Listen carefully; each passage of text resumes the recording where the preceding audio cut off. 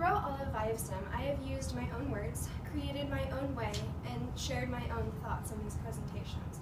But if there's anything that I've learned, it's that I don't know everything. I have decided that I want to embrace 4 different aspects of my life, and this time I'm going to use the advice of people much wiser than me to help me get there. So here goes nothing. See, I first want to embrace imperfection, because nothing is perfect. Life is messy, relationships are complex, and people are irrational. Life is a big, fat, gigantic, stinking mess. I am a big, fat, gigantic, stinking mess. I'm selfish, impatient, a little insecure, and at times hard to handle. And let's face it, we're all in the same boat now. But I don't need saving. Despite what you believe, you can disappoint people and still be good enough. You can make mistakes and still be capable and talented. You see, everyone messes up and lets people down, not because we are inadequate or fundamentally inept, but because we are imperfect and fundamentally human. See, this life is a series of experiences built to develop character, and we must learn that the setbacks and griefs that we endure help us in our marching onwards. So let people get inspired by how you deal with your imperfections. Don't worry about failures, worry about the chances you miss when you don't even try. If you're not prepared to be wrong, you will never come up with anything original. And what's the point of being alive if you don't at least try to do something remarkable? See, life is a crazy ride. Nothing is guaranteed. You learn, you change, you grow. So love what you do. Get good at it. Break out of your current comfort zone and become comfortable with the unfamiliar and the unknown. Because life doesn't get easier. You just become stronger. And through this acceptance of imperfections, one can begin to gain knowledge. See, I want to learn everything I can, anytime I can, from anyone I can. Learn from the past. Oh yes, the past can hurt, but you can either run from it or learn from it. Forget what hurt you, but never forget what it taught you. Learn something new every day, because if you're determined to learn, no one can stop you, and you will never cease to grow. In the future, continually seek opportunities for learning and growth. Seize it, carpe diem, because the moment you're not learning, I believe you're dead. And remember that the value of education is not in learning the facts, but in training the mind to think. Because newsflash, you are not entitled to your opinion.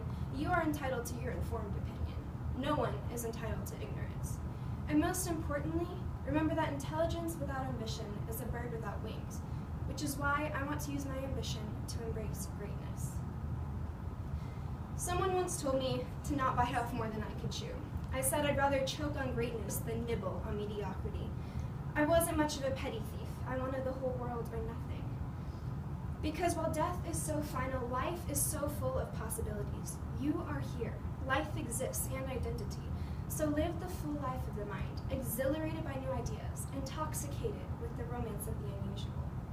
Place your hand over your heart. You feel that? That is called purpose. You are alive for a reason. Every morning in Africa, a gazelle wakes up, and it knows that it must run faster than the fastest lion, or it will be killed. Every morning, a lion wakes up, and knows it must outrun the slowest gazelle, or it will starve to death. It doesn't matter if you're a lion or a gazelle. When the sun comes up, you better be running. See, I've been running my whole life, pursuing a passion, usually against the odds. So here's to me and the other crazy ones, the misfits, the rebels, the troublemakers, the round heads and the square holes, the ones who see things differently. You can quote them and disagree with them, glorify or vilify them. The only thing you can't do is ignore them. Because these people who are crazy enough to think that they can change the world are the ones who do.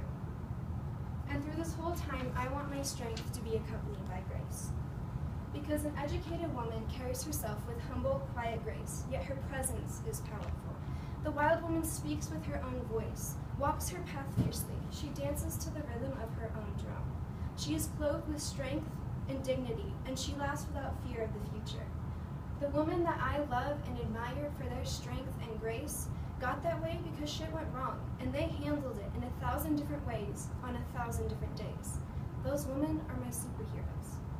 So be humble in your confidence and courageous in your character, because courage is grace under pressure.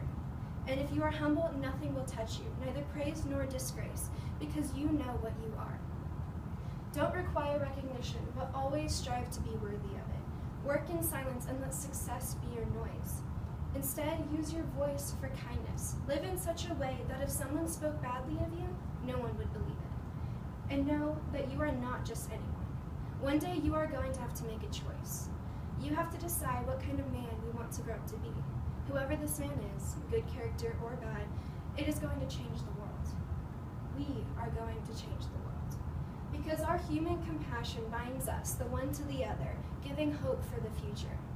I've learned that there's no such thing as love, just proofs of love. And we need so much more proof of it in this world. Because we live in a broken world, full of broken people.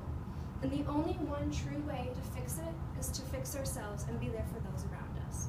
I hope that my embracement of imperfections, my endless search of knowledge, and my pursuit for greatness and my demonstrations of grace will make a positive impact on this world. After all, the world owes us nothing. So here goes everything. Oh my God.